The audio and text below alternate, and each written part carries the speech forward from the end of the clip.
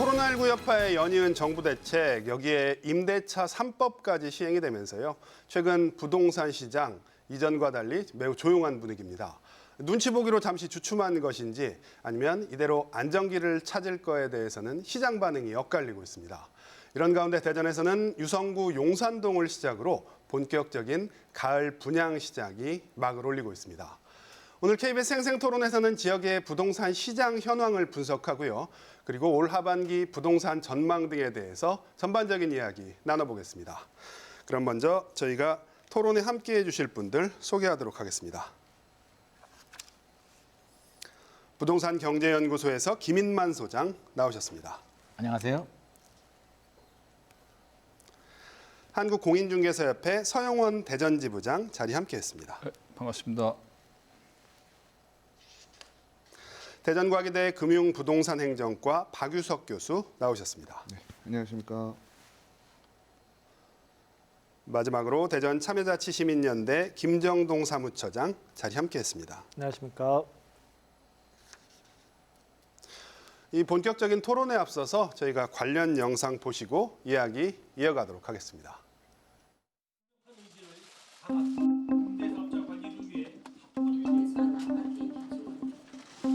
임대차 3법 통과 이후에도 전세 물건이 자취를 감추면서 시장 불안이 계속되는 건데요.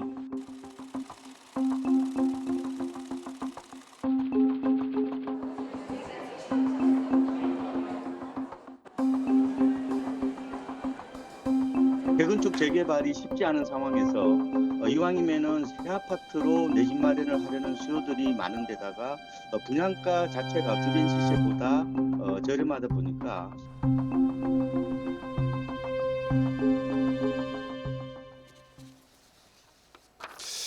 네, 7.10 대책이 발표된 지 지금 한 85일 정도가 지났는데요. 부동산 시장 분위기 지금 겉으로 보이기엔 조용한 듯 보이지만 효과가 강력한 효과를 발휘할 것이다. 아니면 이건 역시 별다른 효과가 없을 것이다. 반응이 엇갈리고 있습니다. 먼저 현장 분위기를 좀 여쭤볼게요. 우리 서지 부장님, 요즘에 시장 분위기를 좀 정리해 주신다면요. 요즘의 시장 분위기는 한마디로 뭐 냉각기라고 보시면 될 것 같습니다. 물론 이제 정부에서 지금 발표하는 거를 보면 거래량이 오히려 상승했다고 하지만 네. 실질적으로 현장에서 보는 거는 뭐 전세 물량도 없고요.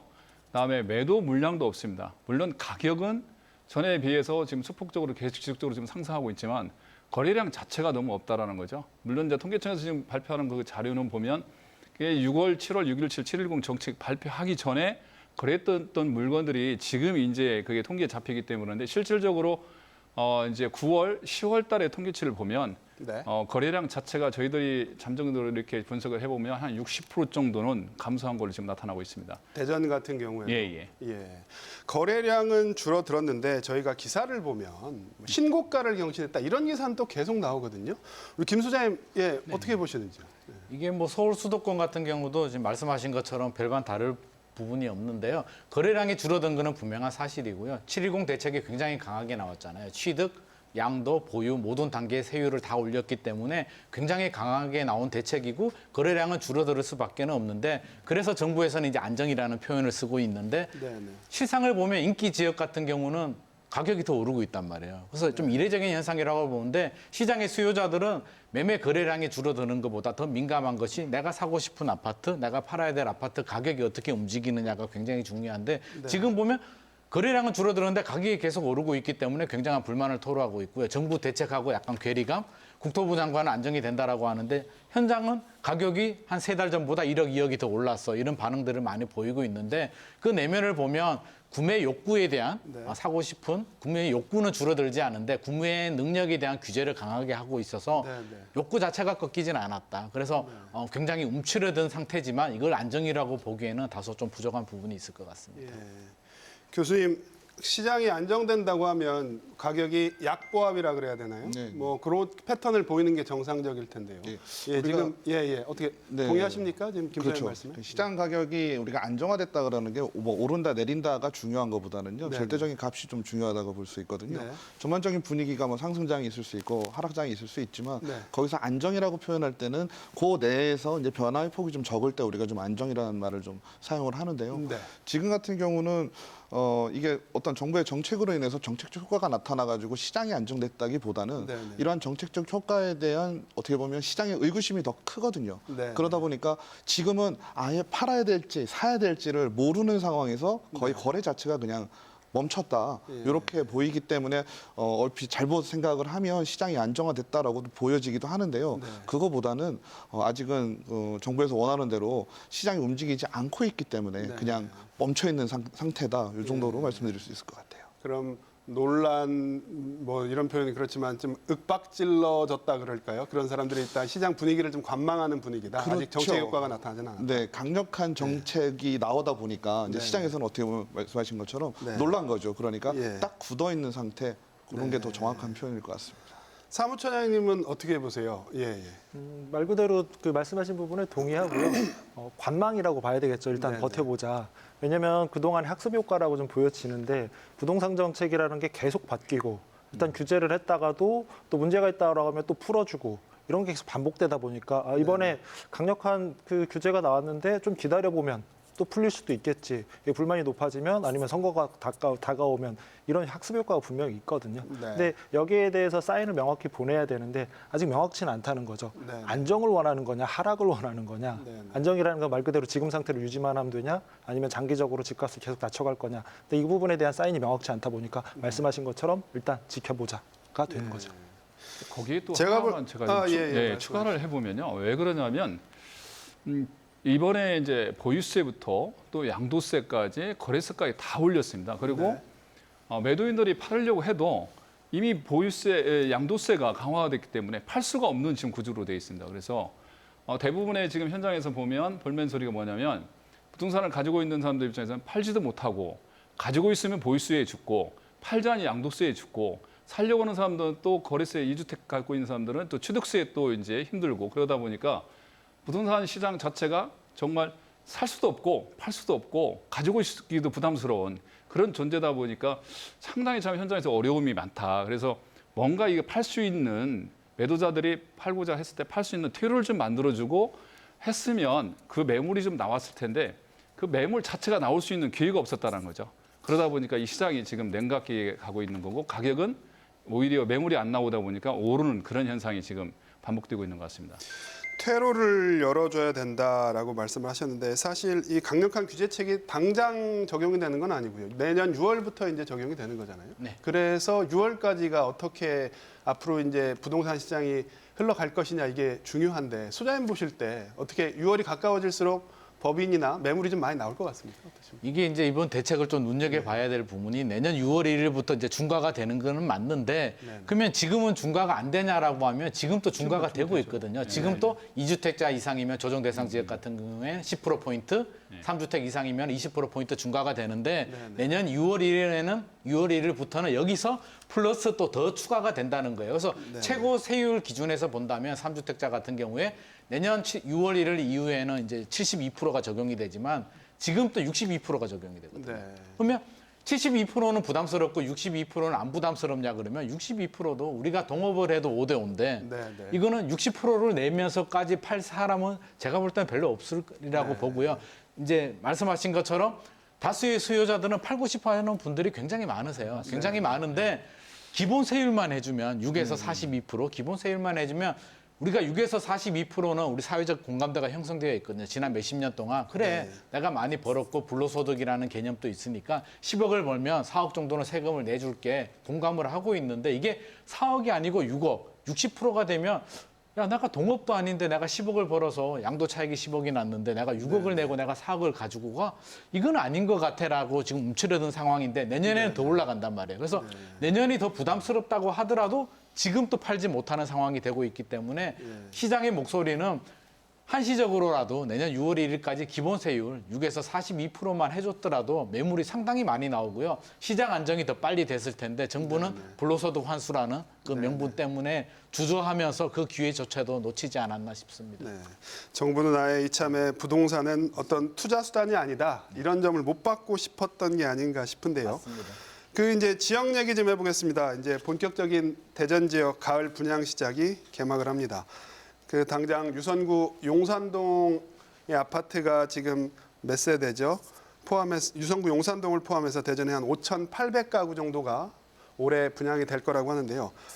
지금 얼어붙은 시장 분위기 속에서 가을 분양 시장 어떻게 될 것인가 전망이 많습니다. 박 교수님, 대전만 좀 놓고 저희가 얘기를 해볼게요. 대전 네. 분양 시장 어떻게 흘러갈 거라고 보세요? 지금 대전 같은 경우는 이제 규제 지역이 묶이고 이제 처음으로 이제 분양이 좀 시작이 되거든요. 네, 시작이 되면서 여러 가지 좀 장점들이 좀 많습니다. 분양가라든지 뭐 단지수가 많다든지 그래서 지금 뭐 용산 같은 경우만 따지면은 뭐 앞으로도 계속 나오는 것들이 청약 시장은 좀 활발하게 진행이 될 거라는 생각을 좀 하지만 규제 지역이라는 거 그 틀에서 또 벗어나지는 못할 것 같아요. 네. 어떻게 보면 이제 금융 규제라든지 아니면 전매 제한 이런 것들이 있기 때문에 네, 네. 우리가 이제 규제 지역 전보다 뭐 더 이렇게 뭐 활성화되지는 않겠지만 네, 그래도 그 청약 열기는 식지 않을 것이다라고 좀 예상해 볼 수 있을 것 같습니다.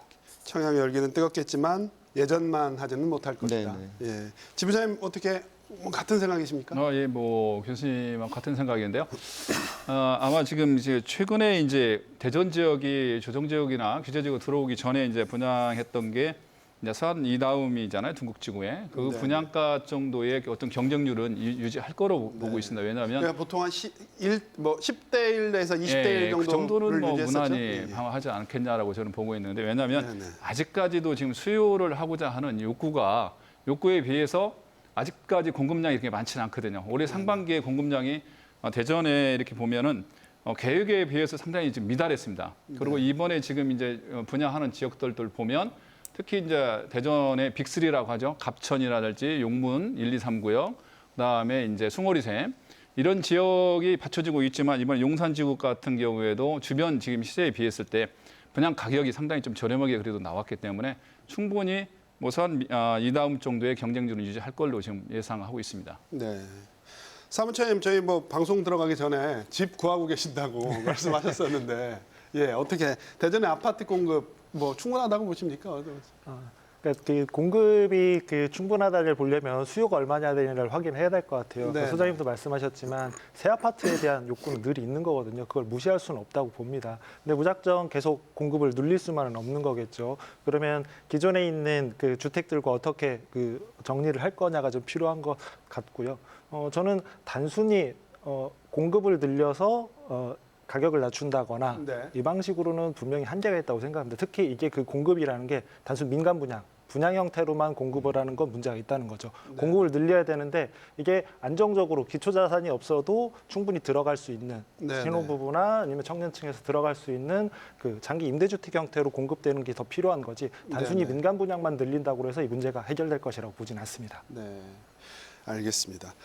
선생님 저희가 지금 대전 아파트 얘기를 하고 있는데 세종 얘기를 좀 이어갈게요. 네네. 세종 같은 경우에는 어제도 기사가 났습니다만 올해 아파트 매매 건수가 뭐 통계 작성 이래 최대일 정도로. 네. 예. 세종은 지금 교수님 대전 같은 경우에는 교수님께서 이제 좀 뭐 호기는 좀 이어가겠지만 분위기가 예전만 하지 못할 것이다라고 얘기를 말씀을 하셨는데 세종은 또 그렇지 않은 것 같습니다. 세종시를 보면 이제 서울 강남을 보게 되거든요. 강남 같은 경우는 2017년부터 이미 규제 지역으로 다 포함이 됐고요. 뭐 투기 지역, 투기 과열 지구 다 포함이 됐음에도 불구하고 꺾이지 않고 3년 동안 강세를 보이고 있는데 지금 세종시가 그런 상황인 것 같고요. 최근에 그 매매 가격이라든지 통계 자료를 보면 전국적으로 서울에서도 세종시를 능가할 만한 그런 통계가 나오진 않고 있거든요. 세종시 같은 경우는 최대 호재를 맞았죠. 이제 제2의 수도가 되는 것이고요. 네. 대한민국에 제2의 서울이 된다는데 그 정도 큰 개발 호재가 있는 호재는 없잖아요. 그래서 세종시 같은 경우는 뭐 인기는 뭐 당분간 꺾이지 않을 것 같고요. 물량만 나오면 거의 완판 행진을 제가 볼 때는 충분히 이어갈 수 있는 충분한 여력이 되고 현 정부에서도 강력하게 이제 수도 이전을 추진하고 있기 때문에 세종시 인기는 새 아파트가 원래 선호도가 높잖아요. 새 아파트가 너무나 좋고 우리가 소득 수준이 높아졌기 때문에 어차피 수요가 높은 상황에서 개발 호재까지 수도 이전의 호재까지 플러스가 되었기 때문에 세종시 분양시장은 나오면 거의 뭐 최고의 인기를 얻지 않을까 그렇게 예상이 됩니다. 앞으로도 네. 화랑이 이어질 것이다. 그 수도 이전의 기대감이 꺾이지 않느나. 근데 기대감이 꺾이지 않을 꺾이지 않는다. 것이거든요. 근데 세종시 같은 경우에는 전에도 이제 제가 토론에서 한번 말씀드렸는데 세종시 아파트가 계속 갈 거라 상승할 거라고 제가 예측을 했었는데 제1공 정책이라든지 이런 정책을 발표를 하고 정부에서 바로 뭐를 발표하냐면 좀 전에 말씀하신 대로 행정수도 이전이라든지 이런 호재를 또 정부 여당에서 발표를 합니다. 네. 그 발표 한마디에 세종시 가격이 얼마가 올랐냐면 작게는 1억에서 많게는 2억까지 올랐습니다. 한 달 이내에. 이걸 어떻게 설명을 해야 되겠냐요. 왜 정부에서 이런 정책을 그 중요한 시점에 발표를 할까? 뭐 정부 발표는 아니었습니다만 정부 여당에서 발표, 나온 예, 얘기죠. 정부 예. 여당에서 이제 어쨌든 발표를 한 건데 그런 발표만 안 했으면 1억, 2억 이렇게 호가는 올라가지 않았을 거라는 얘기죠. 근데 앞으로도 계속 행정수도는 올라갈 거라는 거는 어떤 정부 여당이라든지 이런 데서 행정수도 이전이라든지 이런 문제를 계속 거론을 할 거라는 얘기죠. 특히 선거철이 되면 더 많이 할 거다. 네. 그때마다 그 어떤 이게 호재잖아요. 그래 되면. 네. 그래서 계속 세종시 가격은 올라가는 그런 영향이 많다라는 것은 그래서 수요와 공급의 문제가 아니라 세종시 같은 경우는 어떤 정책의 영향을 너무 많이 받기 때문에 그래서 최근에 3천만 원 정도 이 정도 계약금 걸은 사람들 전부 다 계약 해지하고 그런 경우에 빈번하게 지금 발생이 되고 있는 게 현실이었거든요. 근데 요즘에 이제 또 그 얘기가 이제 수면 아래로 가라앉다 보니까 지금은 상당히 좀 이제 조용하니 보합 상태에서 거래량을 지금 최근에도 물어보니까 거래량은 전혀 없는 거예요. 지금 거래는 또 없는. 예. 예. 한때 그때 열기가 딱 이겼다가 그 얘기가 또 쑥 또 수면 아래 가라앉으니까 거래량이 없는. 그래서 정부에서 정말 정책을 좀 이런 걸 좀 발표할 때 네. 정말 좀 시장의 어떤 그 분위기나 이런 걸 잘 봐서 네. 조금 신중을 좀 기할 필요가 있지 않느냐. 그래서 정부의 참 그런 부분이 참 많이 아쉽습니다. 그런 저희도 부분이 사실은. 아쉽다. 제가 좀 말씀하시죠. 부연 설명을 드리자면 네네. 정부 정책의 아쉬운 점이 너무 서울 수도권만 바라보고 있다는 점이 저는 굉장히 좀 불만 아닌 불만이거든요. 이번 수도 이전만 하더라도 사실 서울 집값을 안정시키기 위한 수단으로 카드를 던져버렸단 말이에요.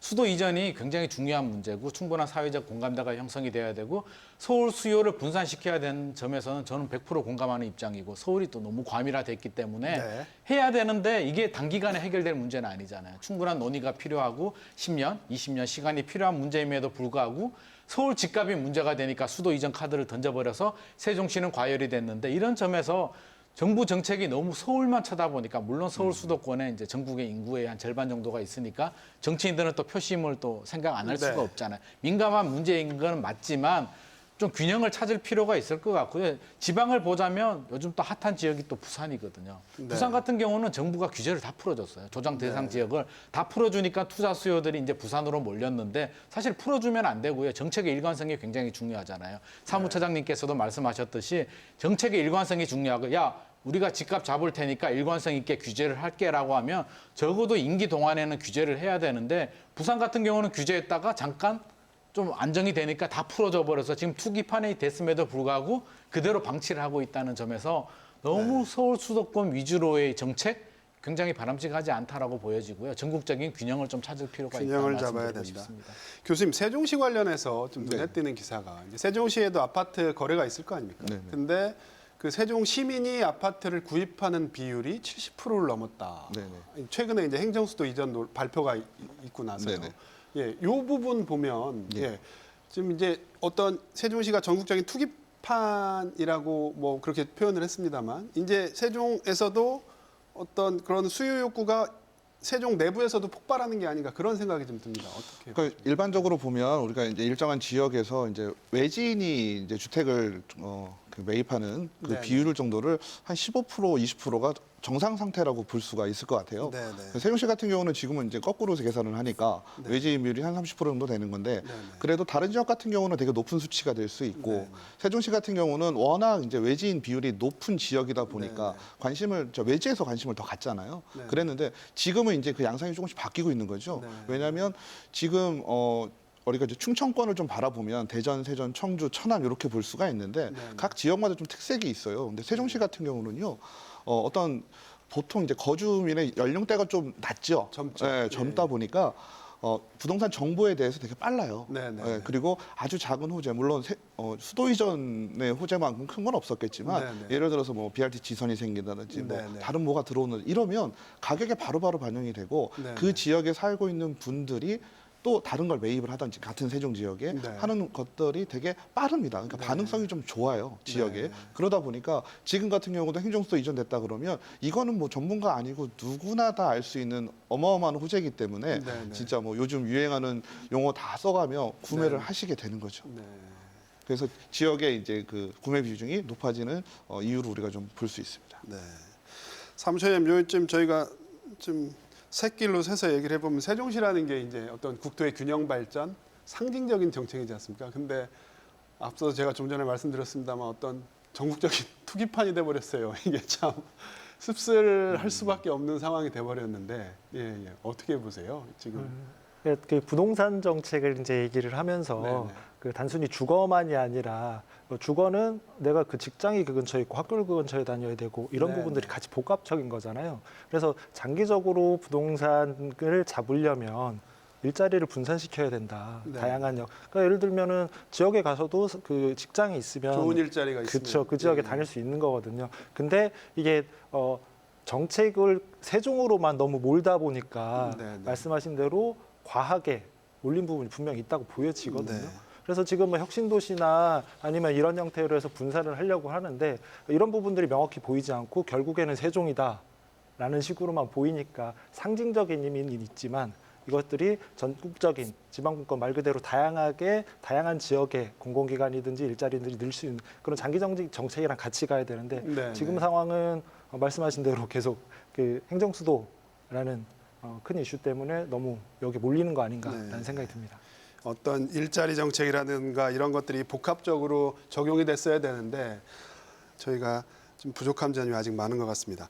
그 요즘에 또 아파트 관련해서 얘기 나오는 게 거래가 줄었다는 얘기가 많이 나오지만 거래가 줄으면서 또 하나 눈에 띄는 게 증여가 급감했다. 뭐 강남 3구 같은 경우에는 뭐 증여 비율이 역대 최대치다라고 하는데 이 문제는 어떻게 보십니까? 예. 뭐 어느 분이 말씀해 주시겠어요? 제가 먼저 말씀을 드리면 뭐 증여는 당연한 현상이라고 보여집니다. 앞서 말씀하셨듯이 양도세, 중과세하고 맞물려 있는데요. 시장의 수요자들의 뭐 논리는 간단합니다. 계산을 해보고 증여냐 양도냐 판단을 했을 때 더 유리한 걸 선택할 수밖에 없는 구조거든요. 아니면 보유를 해야 되는데 보유를 하려다 보니까 양도세, 종합부동산세, 중과세 부담이 너무 커지게 되고 이제 팔거나 뭔가를 정리를 해야 되는데 주택수를 줄여야 되잖아요. 시그널은 명확하잖아요. 정부 정책의 시그널은 다주택자들은 강하게 규제를 하겠다는 것이 정부 정책의 시그널이기 때문에 주택수를 늘리면 안 되는 거에 대해서는 누구나 다 알고 있는 사실이고 자 어떻게 줄여야 되느냐.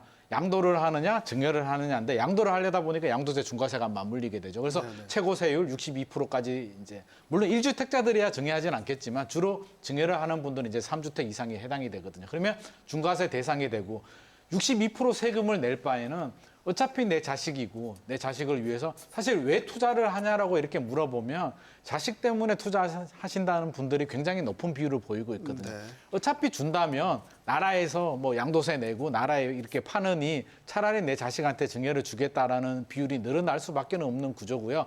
나중에 주려고 생각했던 분들까지도 세금 부담이 너무 늘어나네. 나 어떻게 해야 되지? 세무사 상담을 받아보면 세무사가 계산을 해보고 야 증여가 유리합니다. 증여를 하세요라고 주로 또 잘 사는 분들은 또 전속 세무사들이 다 계시거든요. 그래서 이참에 결론은 주자. 예. 결론은 증여가 유리하기 때문에 증여를 할 수밖에 없는 구조고요. 이 원인 제공을 누가 했냐라고 한다면 바로 정부 정책에 맞물려 있기 때문에 정부는 뭐 취득세, 증여 취득세율을 또 올린다라고 하지만 이런 현상은 당분간 더 이어질 수밖에 없을 것 같습니다.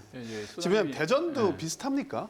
이제 소장님 말씀하신 대로 이제 보면 제가 한번 분석을 한번 해봤어요. 양도 차익이 3억이 난 사람이 2주택자가 양도세를 얼마 나오냐면 약 1억 2,340만 원 정도가 나옵니다. 세율이 네. 48%짜리니까. 근데 8억을 부부간에 증여를 하면 얼마가 나오냐면 증여세가 약 2,910만 원 정도 나옵니다. 3천만 원 나온다고 하면 예, 4배 차이가 나네요. 그렇죠. 예. 그래서 이거를 5년 후에 이제 팔면 증여 가액이 취득 가격이 되거든요. 그래서 결과적으로 이거를 증여를 많이 하는 거는 뭐냐면 절세의 어떤 수단이거든요. 그래서 소장님 말씀하신 대로 소비자들이 어떤 양도인들이 지금 양도하는 것보다 차라리 부부간의 증여를 통해서 5년 후에 팔면 세율 면에서 절세 효과가 엄청 크다는 얘기거든요. 네. 그래서 이 절세 효과 면에서 이 증여를 이용하는 게 지금까지 많았는데 증여로 인해서 지금까지는 취득세가 약 3.5%였습니다. 그런데 710 정책에서 앞으로는 증여에 대해서도 취득세를 12%로 이제 인상을 한다고 하니까 네, 네. 아마 이 증여도 그렇게 만만치 쉽지는 않을 것 같습니다 앞으로. 네. 교수님 어떤 증여가 어떤 부동산 거래 새로운 트렌드 뭐 트렌드라고 얘기하면 그렇지만 계속될 거라고 보세요. 어떻게 보세요? 뭐 어쨌든 지금 부동산 정책이 나오면요. 네네. 시장은 그 정책대로 움직여져야 되는데 네네. 시장이 움직이는 면모를 좀 살펴보면 정책이 나오면 그거에 대한 어떻게 보면 시장 입장에서는 정책이 시장을 좀 어렵게 만들잖아요. 그러면 네네. 그거에 대한 또 해결책이 계속 나옵니다. 그렇죠. 어떻게 보면 증여 같은 경우도 지금까지는 뭐 증여를 뭐 피하려고 하는 방법, 뭐 증여세를 좀 덜 내고 뭐 이런 네네. 거에 더 관심들이 많았는데 이제는 그랬죠. 거꾸로죠. 양도세를 피하기 위해서 이제 증여의 방법을 선택하는 시절이 오게 된 거거든요. 그러니까 어떻게 보면 이제 뭐 결론적으로 얘기를 할 수밖에 없지만 이거는 뭐 정부의 정책 자체에 어떠한 좀 오류가 있으니까 이러한 어떻게 보면 말도 안 되는 현상들이 계속 나오게 되는 거죠. 네. 그래서 뭐 지금 이게 유지가 된다면 증여가 어떻게 보면 답이다 이렇게 나오면 저는 분명한 게 정부에서 또 요 증여를 막는 또 정책이 나오겠죠. 나오겠죠. 예, 네. 지금까지 그래 왔기 때문에. 그럼 또 어떤 주택 소비자들은 또 새로운 방법을 찾아내겠죠. 그렇죠. 예. 예, 그게 지금 부동산 정책과 시장의 현실인 것 같습니다. 예. 저희가 뭐 악순환이 반복된다 이렇게 봐도 될 것 같은데 그럼 부동산 시장 안전 대책 부족한가 충분한가 이 얘기를 좀 해보겠습니다. 뭐 지금 이미 충분히 적용이 되고 있는데 시장은 정부 뜻대로 움직이지 않고 있거든요. 소장님, 저희가 부동산 가격 안정위에서 어떤 점에 그럼 더 주안점을 둬야 되겠습니까? 사실 뭐 대책이 부족하냐 그러면 23번이나 나왔는데 이게 네네. 부족하다라고 하면 말이 안 되는 것 같고요. 너무 과유불급이죠. 너무 많이 나와서 지금 문제가 되는데 네네. 많이 나왔다는 것 자체도 문제지만 시장에 안정을 줄 만한 또 수요자들이 공감을 얻을 만한 대책이 나와줘야 되는데 논리는 간단하거든요.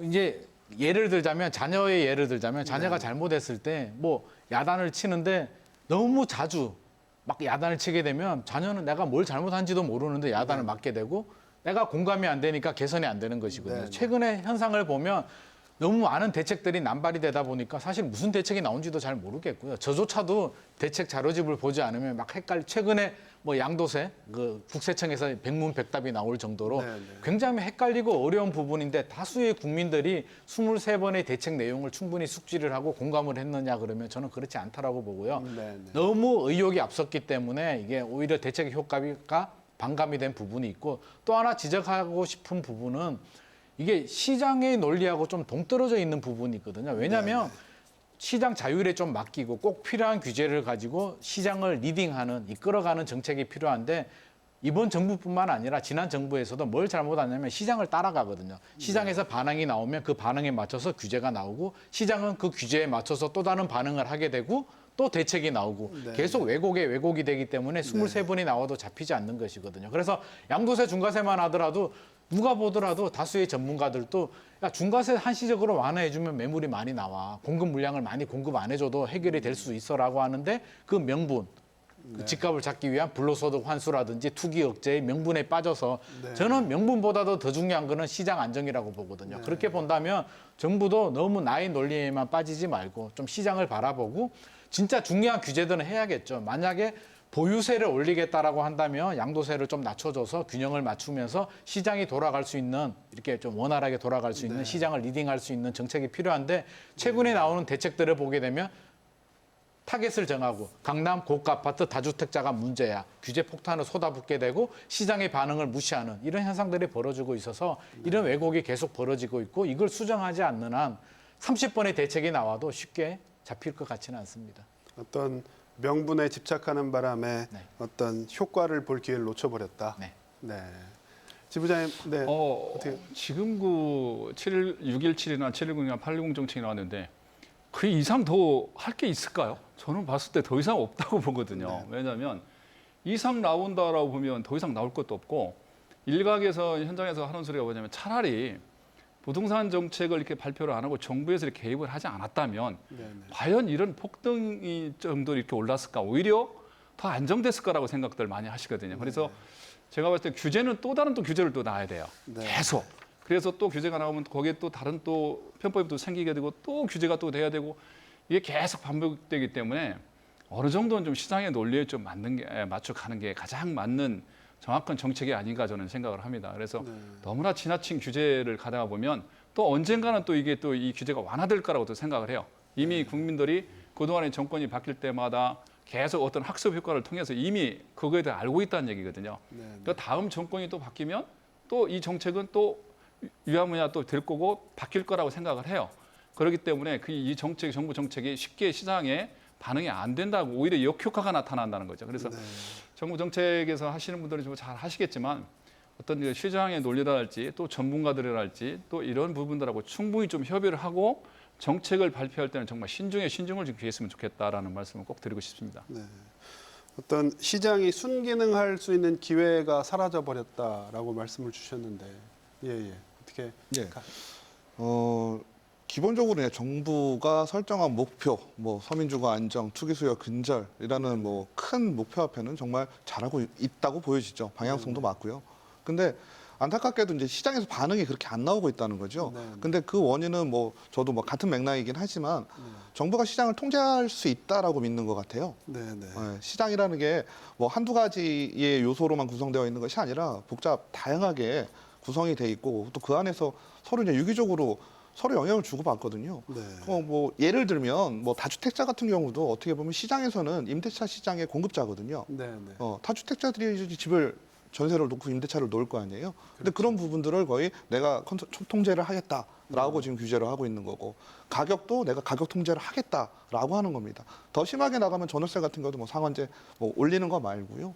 뭐 기본 가격을 정해서 그 이상으로 받지 마라 이런 얘기까지도 지금 나오고 있는 상황이니까 정부가 생각하는 것은 시장을 완벽하게 통제할 수 있다라고 좀 착각을 하는 게 저는 가장 아쉬운 부분이라고 생각을 하고요. 네. 항상 얘기하는 얘기지만 정부는 시장의 조력자예요. 시장의 주인공이 아니거든요. 네. 옆에서 조력을 해주고 우리가 뭐 병을 치료할 때도 병을 직접적으로 다 바이러스를 죽이는 게 아니죠. 내가 면역력이 생길 수 있게 도와주고 몸이 또 상처가 난 부위를 잘 회복할 수 있게 도와주는 역할이 치료라고 하는 것인데 네. 정부는 그거를 일일이 정부가 다 하려고 노력을 하다 보니까 부작용들이 너무 많이 나타나게 되는 거죠. 이 정부 대책이 다주택자들한테 인기가 없으면 뭐 무주택자들한테 인기가 좋아야 되는데 시장에서 보면 다주택자나 무주택자나 정부 정책을 다 신뢰하지 못하거든요. 사무처장님, 이 정부 대책 뭐가 잘못됐다고 보세요? 네, 앞에서도 계속 말씀을 드렸지만 결국엔 방향성의 문제고 이건 네네. 사회 문화적인 문제까지도 연결이 될 수 있는 거거든요.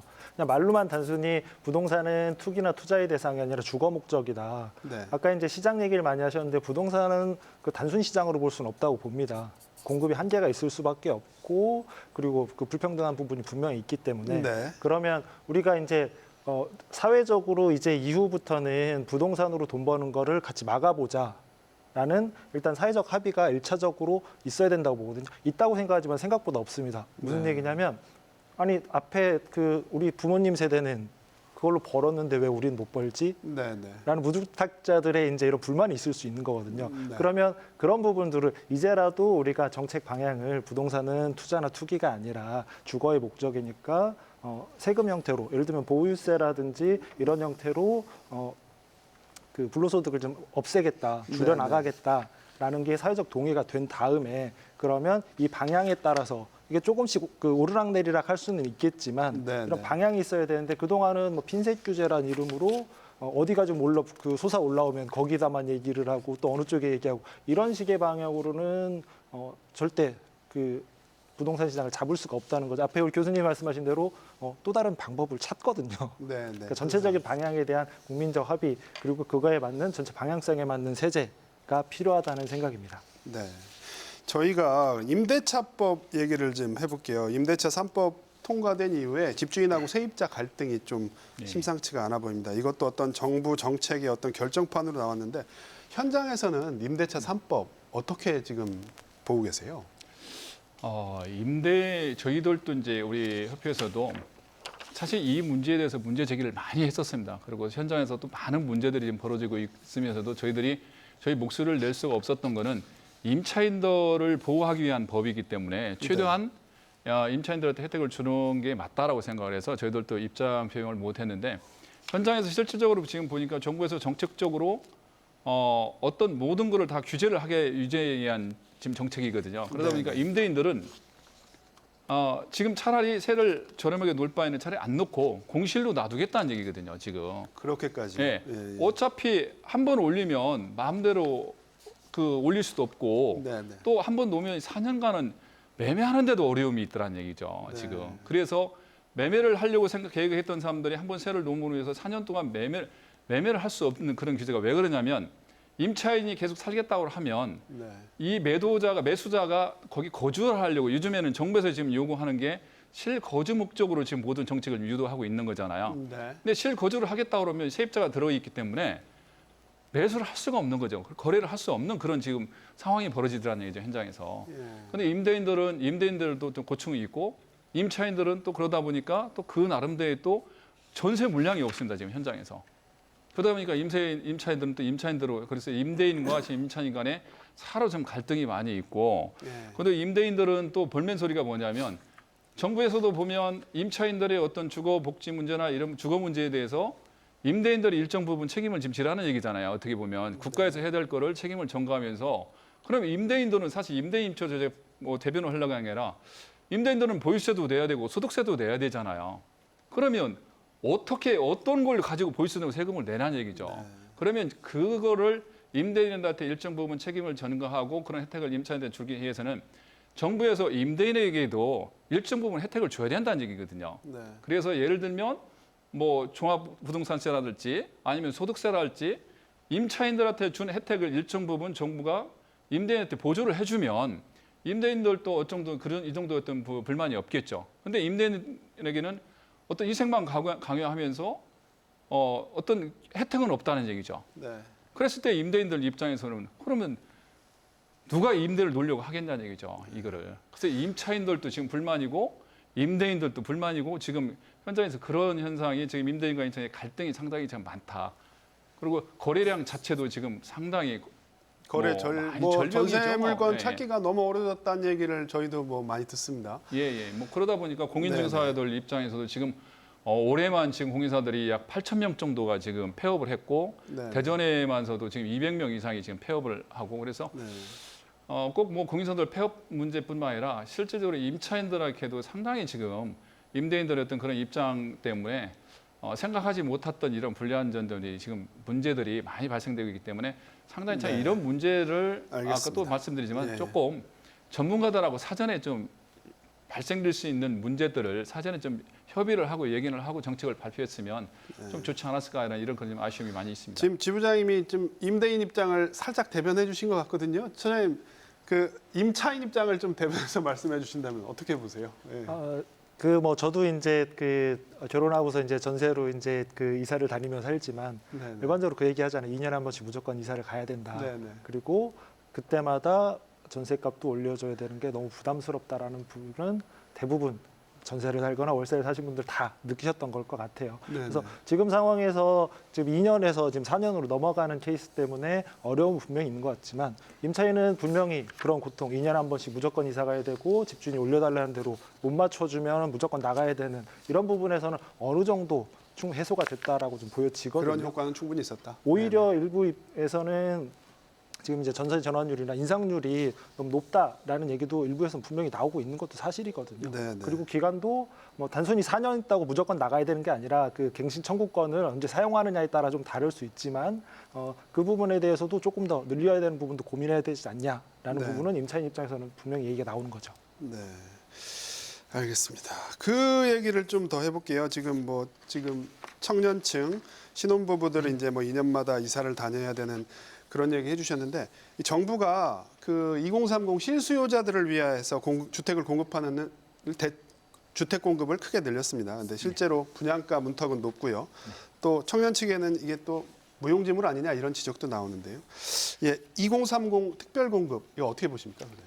방향성 자체는 저는 전적으로 공감하는 부분이고요. 우리 세대 구성을 보면 지금 인구도 줄어들고 있고요. 젊은 세대들이 자리를 잡고 최근에 보면 결혼 안 하겠다는 분들을 굉장히 많이 보게 되거든요. 결혼도 안 하고 결혼하신 분들도 아기를 안 놓겠다는 분들을 많이 만나게 되는데 이유를 물어보게 되면 결국에는 주택 문제로 맞물리고 있단 말이에요. 주택 문제 때문에 집을 살 수가 없어서 주거가 불안해서라고 맞물리고 있기 때문에 우리나라의 앞날을 위해서 우리들의 세대를 위해서 젊은 세대들한테 주거 문제를 해결해야 되는 부분에 대해서는 저는 전적으로 공감을 하고 있는데 이게 계획을 보면 약간 현실과 좀 동떨어져 있는 부분을 이게 무시할 수가 없는데 젊은 친구들 2030 세대들의 불만은 그거죠. 야, 물량을 뭐 10%에서 15% 늘려주고 하는데 그거 가지고 과연 내가 내 집 마련할 수 있을까라고 하면 굉장히 부족하고요. 지금의 청약 제도 한도 내에서 무주택 기간도 짧고 뭐 여러 가지 보면 현실적으로 거의 안 되거든요. 특별 공급 조금 늘린다라고 해서 사실 제가 볼 때는 이게 해결될 문제는 아닌 것 같고 뭐 지분형 주택이라든지 여러 가지 또 제도들이 나오고 있는데 방향성 자체는 맞지만 너무 성급한 정책들이 빨리빨리 나오고 있는 것 같고요. 다른 대책들과 비슷한 것 같아요. 충분히 논의해서 장기적인 관점에서 어떻게 해결해야 될 것인가에 대한 구체적인 계획을 세우고 방향을 제시해 준 다음에 한 걸음 한 걸음씩 나가줘야 되는데 그냥 문제가 되니까 그냥 발표부터 하고 나중에 보완하고 이런 악순환이 계속되고 있어서 젊은 층들이 굉장히 정부 정책을 불신하고 있는 부분이고요. 양도세라든지 저는 제일 불만이 이제 부동산 세금을 많이 환수하고 있잖아요. 종합부동산세.